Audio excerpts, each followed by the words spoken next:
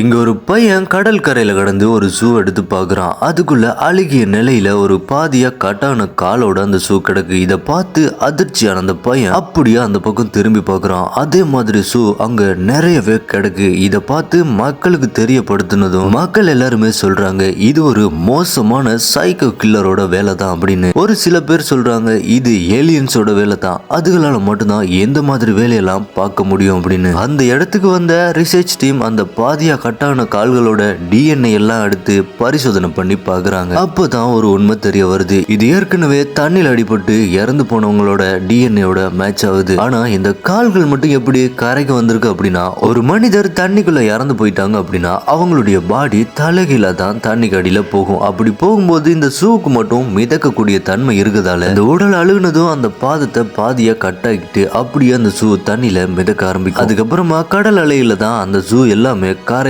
வந்து கிடக்குதுங்க. இந்த வீடியோ பிடிச்சிருந்தா லைக் பண்ணிட்டு நம்ம சேனலை சப்ஸ்கிரைப் பண்ணிக்கோங்க.